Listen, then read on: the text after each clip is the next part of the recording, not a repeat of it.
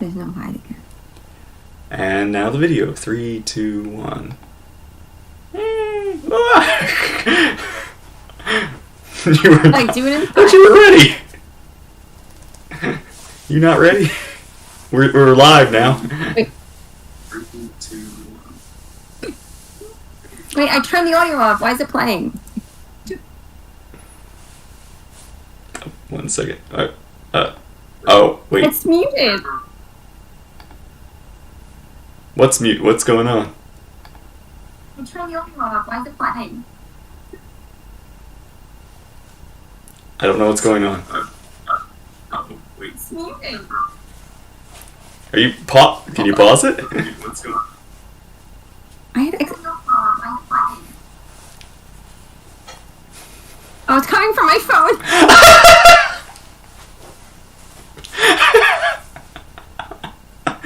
Hello everyone, we're all fine here. Welcome.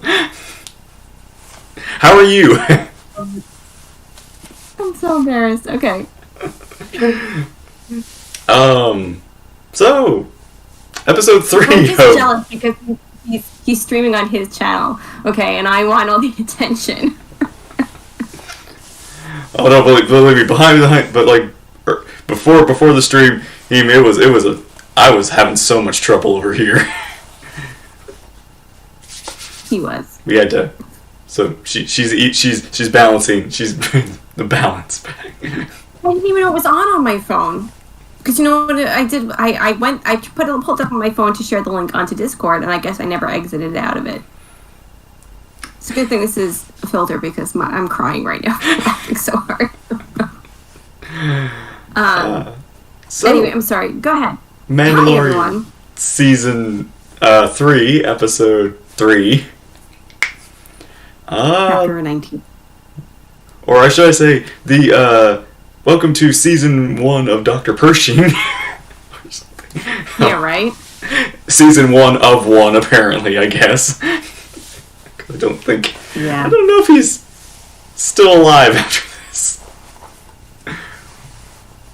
Alive. I think he's just gonna be fried. Like his brain is gonna be fried.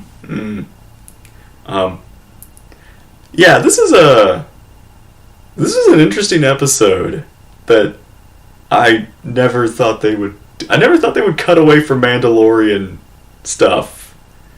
Like, I know they've cut to like Ahsoka and other characters before, but this is like a whole. This is the longest one too. This is almost an hour long, and the Mando was in it for like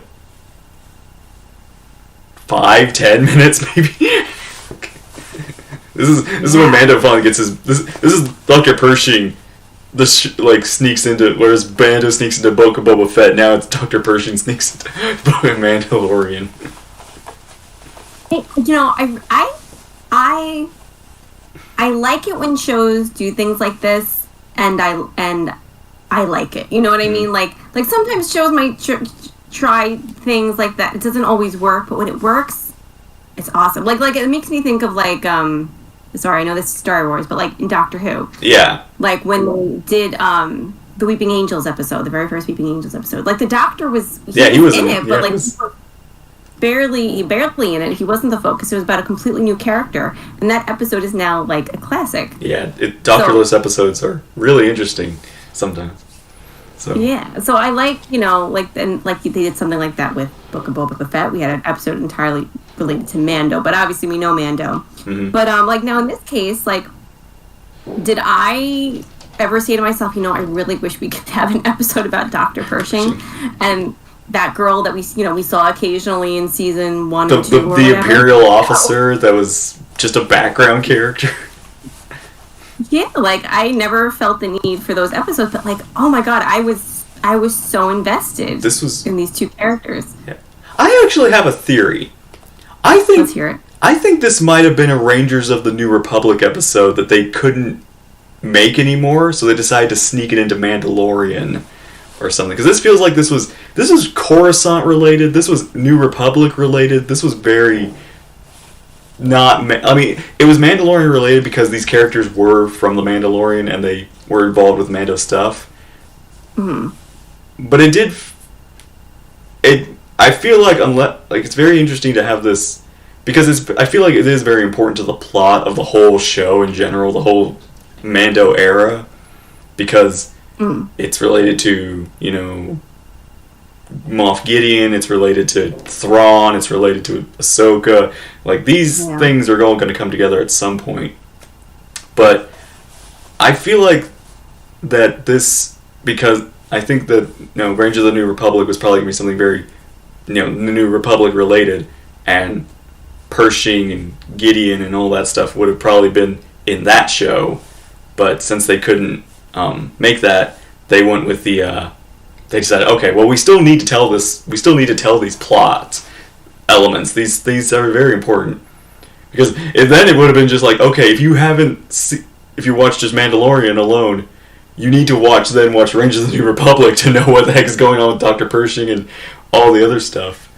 Before what is this Rangers of the New Republic? Like, that sounds familiar, but I'm not. It was the Cara Dune show that they were going to be working on at some point, and I think there was other characters. Wait, is this fact or fiction? Like, no, this was announced at like Disney Con or something. This is one of the announcements, like Lando and droids and all the other things.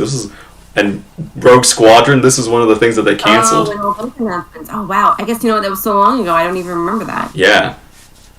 So. Oh, they're not doing it because okay. Yeah, and. Okay, I get that. I think that this. Begun because it's very important to what's going to be happening in Mandalorian, that they have to, but they can't. They were like, okay, we still need this story, so we got to bring it into Mandalorian now. But it was still an interesting story, and we got to see Coruscant again in the future. This was, you know, and that was my favorite part of this episode, was just seeing Coruscant. It just. So cool. Like, I mean, I know we saw it in like the prequels, but it was so long ago. Like, I want to see like it, you know, just the nightlife, little things here and there, you know, and just to see them like kind of walking around, like having almost like a night out. And, it was very immersive. It was really one of those like just a slice of life sort of taste in the modern mundane life of people of. I mean, we've seen other mundane life, but in like the high society mundane life, like there's no wars, there's no. It's literally like The Office. We could get like a Star Wars The Office show or something. You're giving me an idea for a TikTok. That would be amazing. I'm excited with your help on this. Because we could. You be what's his face, Jim. But yeah, we and it's kind of. I know it sounds funny.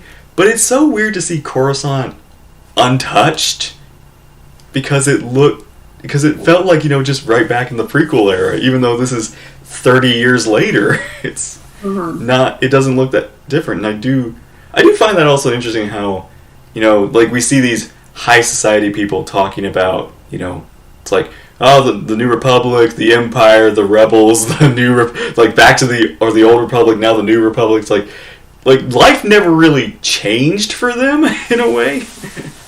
Even though, I mean, there was an empire, but it never really. Politics was politics, same every day. It was just new, same day, different face or something. It was different boss. So it's kind of, and we learned that Mon Mothma is, I think, Chancellor now or something. I think she's in charge. I guess I missed that. It's also like I think it's also context from the books that they've announced like a while ago. She's they've also de-announced their stuff that they mentioned before is the deconstruction of the rebellion army, basically. Like completely just like getting rid of the military side of things, which is not a smart idea, but that's the plan, I guess. So like 95% too, like that was our whole war, and now it's all gonna go, and that's just, you never know when, a new order might show up in, 30 or so, 20 years, come a blasting. You never know. Or, Thrawn, maybe. A blue Chiss guy, just hanging around in space with some whales. Some whales. It's true. Yeah, I forgot that we saw Coruscant in Andor, but you know what? It just didn't make the same impression as it did. Yeah, no, in Andor, it was Imperial Coruscant, but it was still Coruscant. We knew we've seen it. I don't know why. It just feels weird to see, I guess, Coruscant's thriving still, in a weird way. Because, from what I saw in Andor, because I haven't finished Andor yet still, it looked very dreary. It didn't look as high society. Again, I still haven't finished it. But, that's the other thing. This felt like an Andor episode in Mandalorian. And then I was like, well, maybe it's just me, and then I was surprised to hear other people saying the same thing, across the board. Everyone was saying it felt like Andor. Yeah. Which is kind of cool, that they're merging, I don't know, styles. I don't know what I see. I can't pinpoint what it was exactly. I don't know if it's style or just.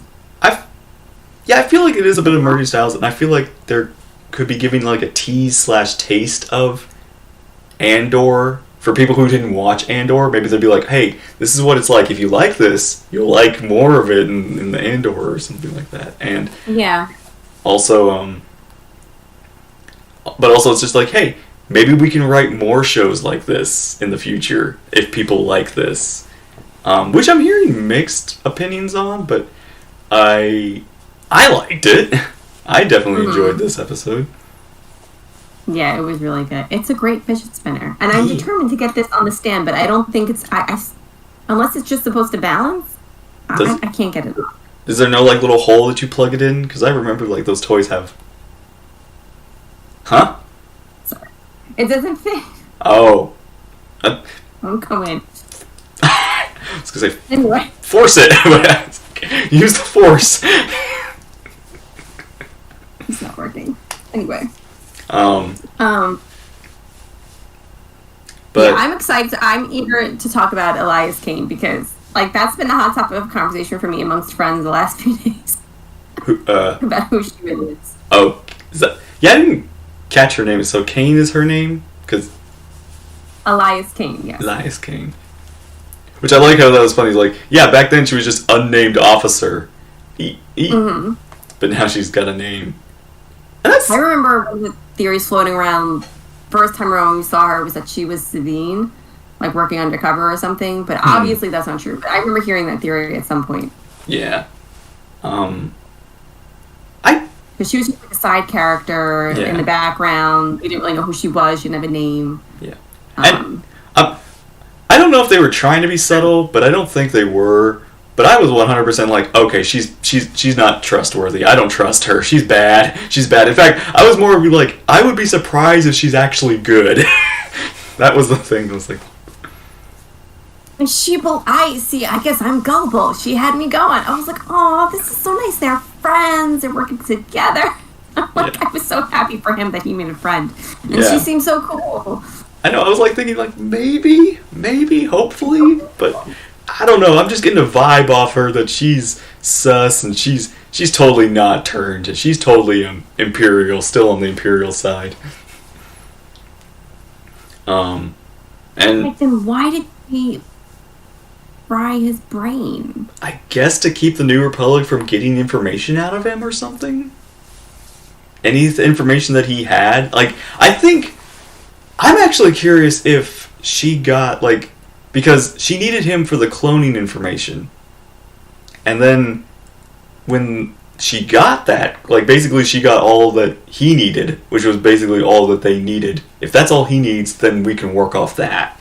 And we're going with whatever cloning thing they're working on. Palpatine, maybe. But yeah, I'm not gonna lie. I want to try those biscuits. I want to see if Disney, the theme parks bring those biscuits out. I'm sure they will. I imagine they're gonna taste. I would think they taste either like a wafer or like a butter cookie. I I'm thinking like the cookies or something, or like some kind of like cornbread thin biscuit or something, like, or a pancake maybe. I don't know. It's just I'm curious what kind of. You can buy those biscuits? Wait, are they already made? They've already existed? They're just now like. Do they have them for free? Wait, can we order them? Can we like go to like the Disney store and then order a box of biscuits? Do they come in the little Imperial box too? Yeah, right. There is a brand. Cool. Finale of Mandalorian. We get biscuits and we take taste tests on stream. Let's get a biscuit. They use actual biscuits, just change the wrapper. I mean, it's bread. It's biscuits. But crunchy. Like, icy to me looked like a cookie. Yeah, I thought... I'm pretty sure they're, like, sweet, too. Like, I feel like they're, like, sweet biscuits or something. Yeah. I want to know what are the red ones, like chili peppered or something? Like, the pepper... Because they... Spicy or something. I can go to the supermarket.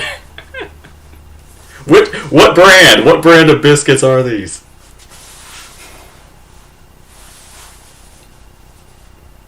Because that brand has totally made a deal with Disney now. They're going to be making like Imperial biscuits now. But yeah, speaking of it, I feel bad for Dr. Pershing because it's like he's stuck in an office job. Like he's basically like he wants to do better. And he's a good person, and unfortunately, he's too good. He's too good for this world. And that goodness gets him in trouble. Mm-hmm. Yeah, it was kind of you could like they designed this episode in such a way that you start to feel bad for him. Mm-hmm. Like you pity him. Like he's in an office job. He's amongst new people and he feels uncomfortable, and is he gonna be able to make friends? And this person is reaching out. Like should he trust her? She's trying to inspire him. Does he go with his gut or like you kind of felt bad for him. Yeah, and we do I'm sure I know the New Republic is trying, but we do kind of see a little bit of their like. They're being like nice but suspiciously also very it's a weird, especially that thing, the mind flayer thing, like that is a very like is this ethical? I don't know about, like, this feels very wrong on many levels.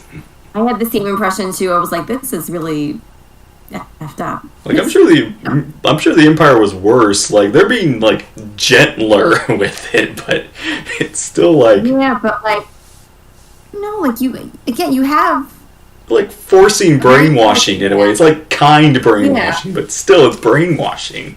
Yeah. Which I actually wondered, like, okay, so when Pershing meets those Imperial officers with Kane, like Kane in the very beginning when they all have that conversation, I wonder if some of those officers were already brainwashed.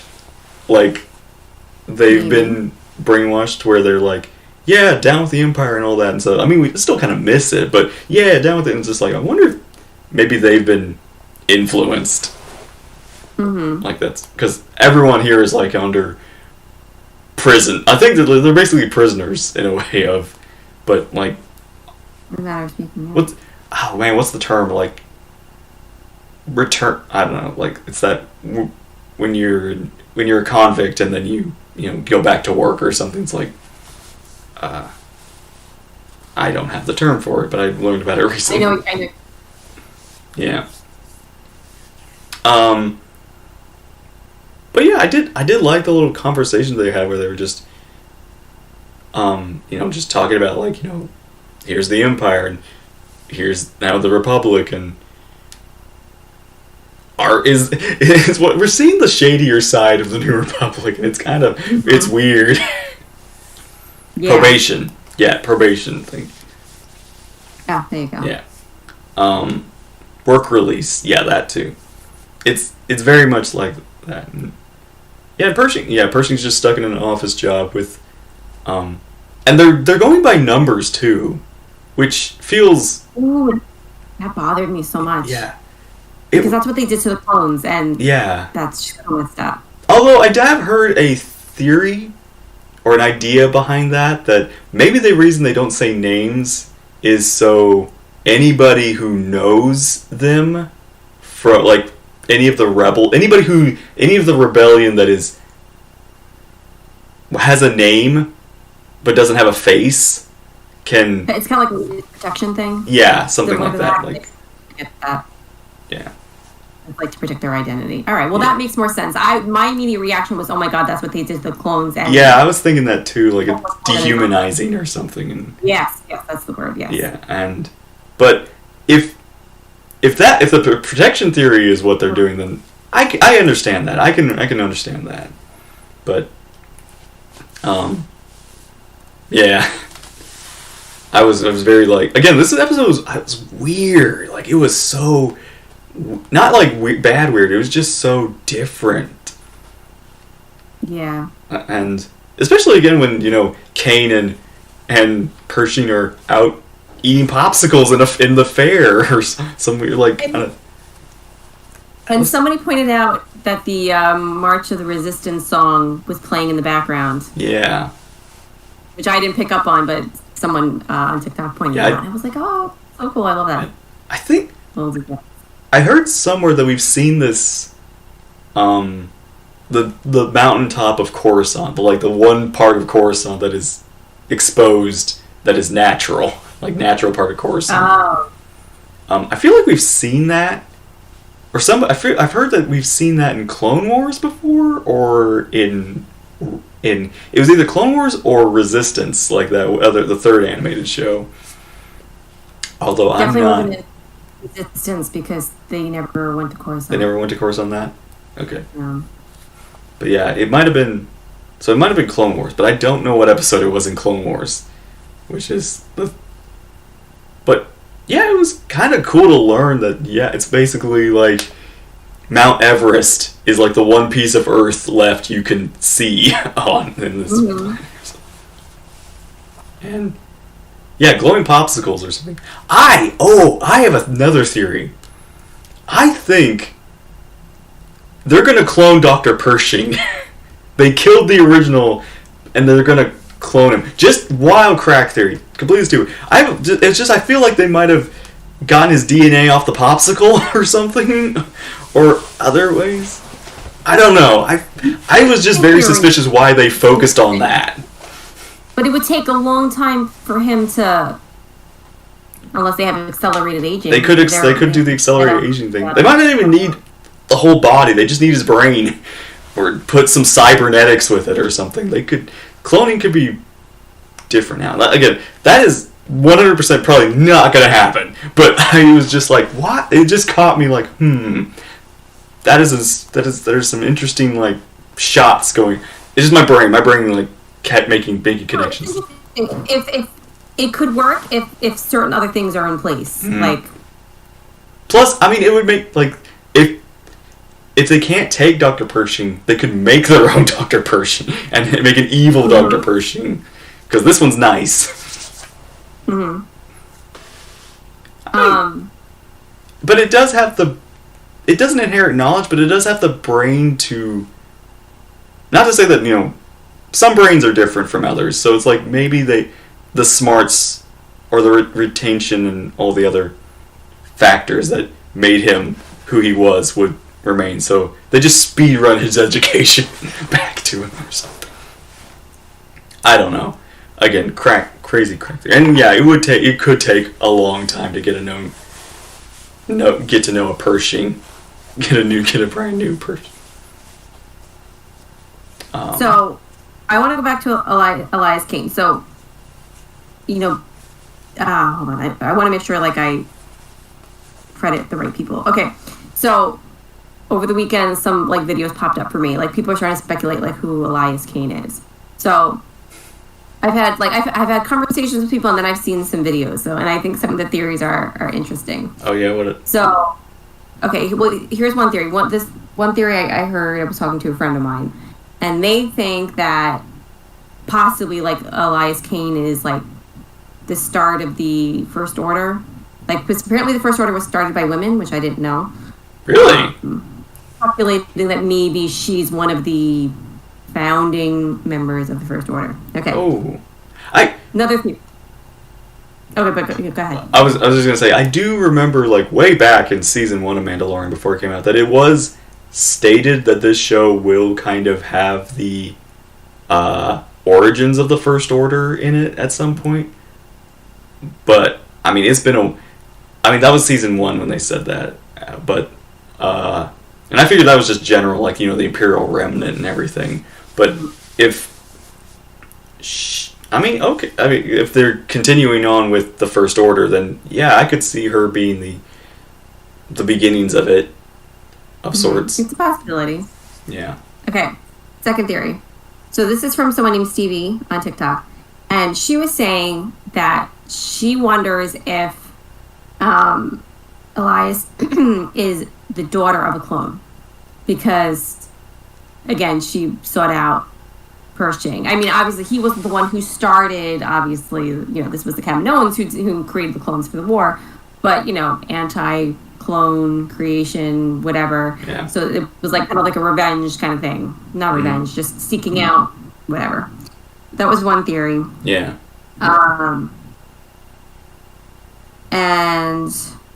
Okay, so then this other theory, I have to send you the video because the video was interesting. So this person is Ryan Phantom on TikTok, and he was saying, and he's zeroed in on certain scenes. He's speculating that she's pregnant because there are certain scenes. Though there are ones where some of the clips that he showed, I would say no, because she's just kind of like, it's a thing that people do, like especially if they're in uniform, they kind of put their thumb like around their uniform or whatever. Like, okay, like that's I wouldn't say.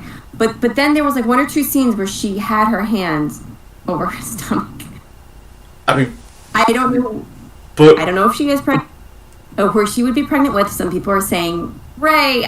I don't think so at all. Palpatine clone? Maybe she's like, you know, birth mother for cloning or something like that kind of. Instead of like, you know, tubes, they're doing, you know,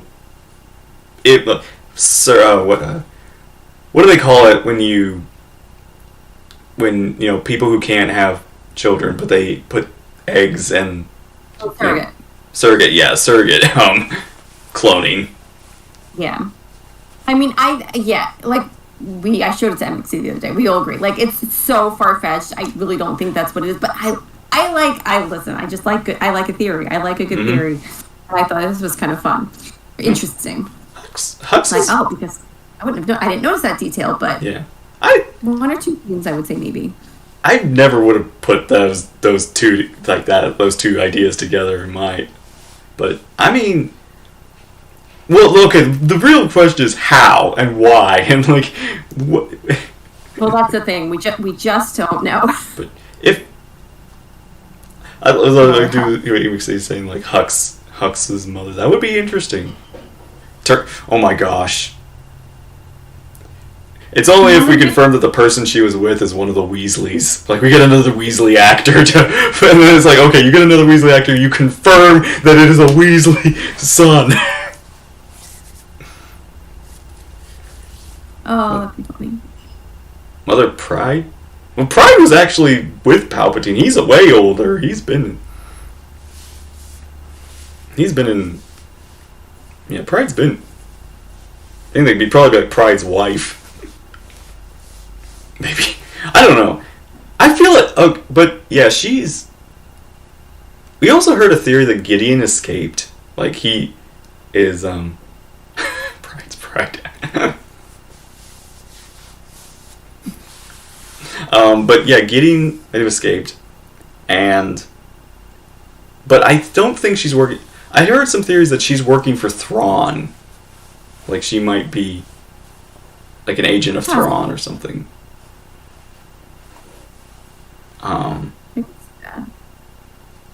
Man, but it's... That would certainly tie things together. Oh, I got it. Oh, you did it!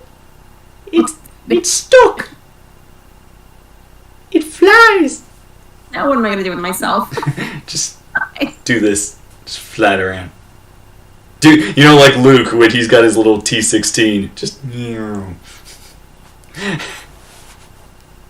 I'm so excited. I'm going to put this next to my bed. Yeah. What else? Oh yeah, but Doctor. Yeah, so we get Pershing and Kane. They sneak out, like they go sneaking out, which was. I gotta say, I'm kind of surprised that they're allowed to sneak out. I feel like they would be. I know they're on probation, but I feel like there's like higher security or something. Like what are those ankle bracelets or something? I feel like they're. Exactly.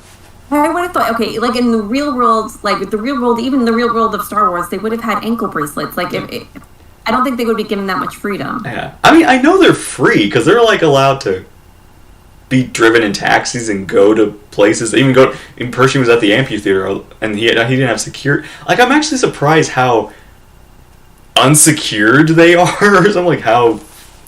I know they're not like. Oh, not all of them, but it's still they were. Imperials. They were Imperial people. Yeah. That's the point. If you're allowed to sneak out, then it isn't sneaking out. Yeah, okay, that's fair, but I don't know, I just always think of it's one of those weird things where I forget Star Wars, even with all its future technology, is still in some of the 1950s, 1930s area of technology where they don't have they have holograms, but they don't have face scanners or other things that keep security of here this person is. Oh, they do, but then they don't, but then they do because Mando was able to scan his face for getting Grogu, but then it's oh yeah, you're part of the Empire, even though we've never had you part of the Empire. Face it, they did this for the sake of the story. Yeah. In probably the real world of Star Wars, they probably would have had some type of security or monitoration or something.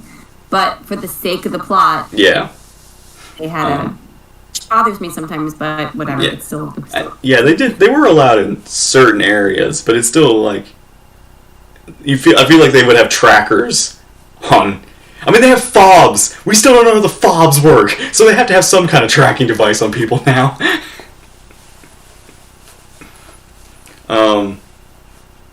But yeah, so they trying to act non-suspicious, but they were acting very suspicious when they escaped the train. Don't be suspicious. Don't be suspicious. Don't be suspicious. Don't be suspicious. Don't be suspicious. But yeah, they I gotta say, it was actually kind of. This is one of those weird things. It was eerie seeing the Star Destroyers being dismantled and the skeletons of them and all this. It kind of reminded me of what we saw in when the Clone Wars ended. Everything of Clone Wars tech was getting dismantled. All the droid ships and all the Venator cruisers. Now it's it's the Empire's turn of getting taken, dismantled, and using all that stuff and. Yeah, jumping up and trying that sounds suspicious. No. The police droid or security droid is just no. 2 people were here and now they're not. Well, better not say. That's not gonna report that at all. Although they did get caught in the end. They did get caught. It's a trap.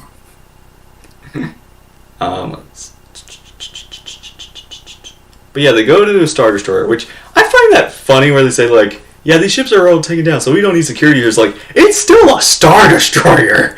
You should have some security. There are still shady people on Coruscant. You think they wouldn't take this opportunity to scrounge and around for there's stuff on here. Yeah. Apparently there's scientific. Okay, I guess it's lab stuff, but yeah, there's enough tech for a guy to get some cloning gear from here. Let's have some security. But and I will say, I do kind of. It is so funny. I will say this is an interesting topic where he brings up like, hey, yeah, the Empire was bad, but that doesn't mean we have to get rid of all the things the Empire did. There's still some good things the Empire's like built up, and I'm just like, ooh, that's tough because yes, it's good. It's like it's one of those things where it's okay. There are things that aren't bad in themselves. They just have the Empire's stamp on them, which is the. But that doesn't mean you should get rid of it. Just change the stamp or something. Like, come on. Yeah. It's one of those gray areas. Yeah. But yeah, that's what pushes him to be like, all right, gotta do crime.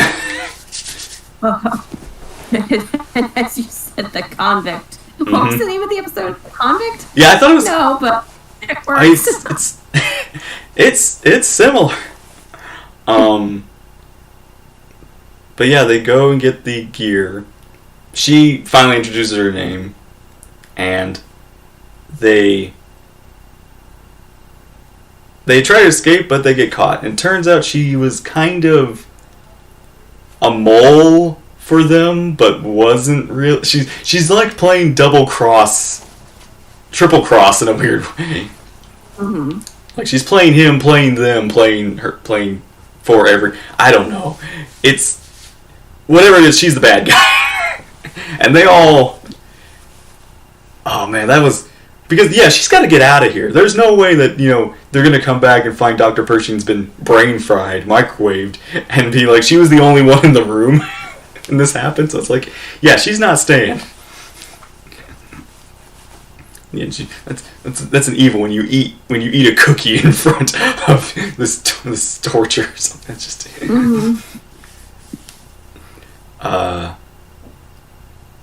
And then what else? And like. Yeah, we get the mind flayer.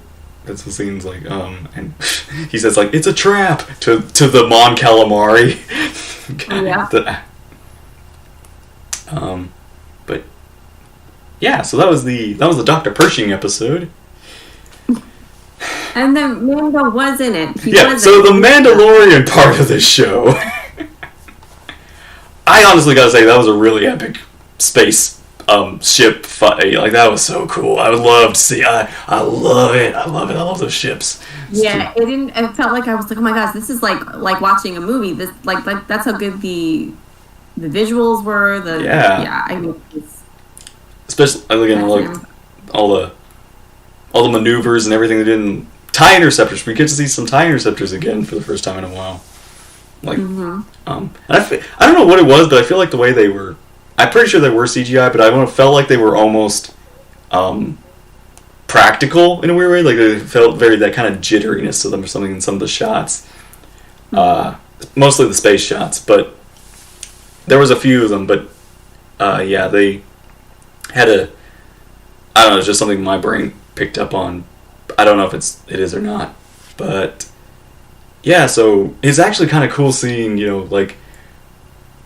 Something about seeing the N1 starfighter battling TIE fighters was like something. It was one of those like prequel versus original trilogy kind of moment. Yeah. And we get a good epic moment with Bo-Katan and Din. Bo loses her home. She's basically lost everything now. I felt so bad. I mean, even though she was there all by herself, they. Blew up her home. And she did not tell Din she saw the mythosaur. She's keeping that a secret. Which is interesting. I'm curious. I think then for her to admit that would be like admitting that she may have been wrong about the way, The way might be right. Maybe. I feel like that's one direction it's going to go. I was thinking she might be holding that back because she's thinking, okay, this is my way in. This is my way of getting Mandalore on my side again. This is like she's not gonna like risk somebody else doing it. She's gonna be like, okay, I'm gonna get in with everybody. I'm gonna get on everybody's good side. Then I'm gonna get the mythosaur and take over. Like that's what I think she's like gonna not hostile takeover, but more like usurp in a weird way, but with through the power of Mandalore's honor in a way. I saw it. Sorry. Go ahead. Wait, Grogu's. I know what you're talking about. Where Grogu says this way. Oh, this is the way in Grogu speak or baby speak? He's starting to speak. I think Grogu's going to actually say some words by the end of this season. Mm-hmm. It only took him 53 years, 55 years. The whole season. But no, I forgot that. Oh yeah, he's 50 years old. He's old. He's almost older than them, than both Bo and Din. Bo and Din are their ship name is Ben.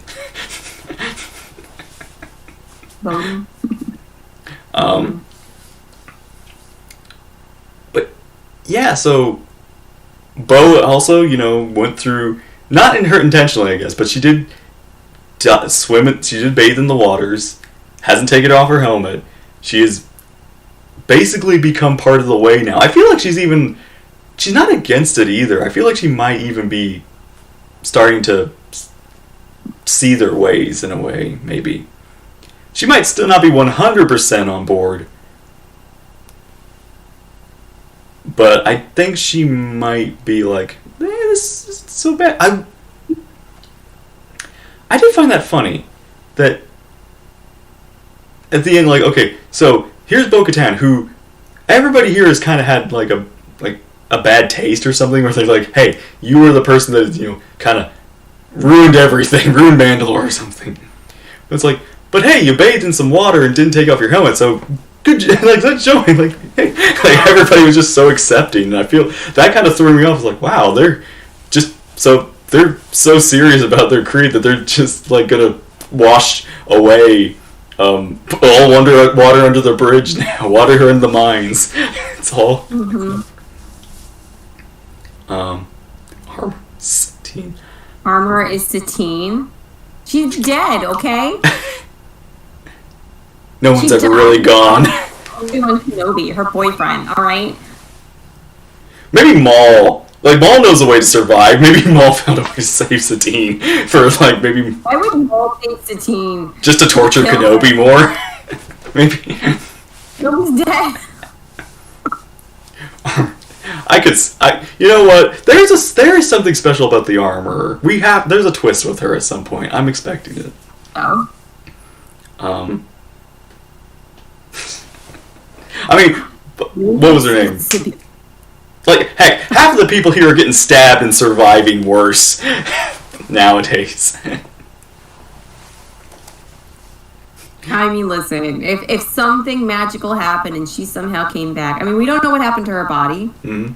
Turns out maybe Satine has some force in her, too. She has some midichlorians. My sisters came along and brought her back from the dead. Mm. What else? But yeah. So, this was a very interesting episode, and I'm curious to see more of what the Mandalorian side does, the Mandos do, what Bo does, especially since she's keeping how she's gonna fit in with everybody. Because I feel like she might even have a moment of trying to take off her helmet and be like, nope, can't do that. I can't. Yeah, I mean, she's going to have to learn to... I mean, if she chooses to keep that on, she's going to have to learn to live with that. Yeah. Eat with that, sleep with that. Or, I don't know, whenever she's around people, yeah. Yeah. I'm really curious for what she's going to be doing in this. Because, what she's going to do with the mythosaur knowledge and being a part of this group now. Mm-hmm. So, that was episode 3. Yeah. Excited for the next one for sure. Just as much as last time. I'm excited for where this is going. Because got some good action. Got some interesting side content / story about what's going on outside of Mandalore lore. Just and got an interesting stuff on the future for them. So, yeah. All right. And I've been talking a lot. My mouth is dry.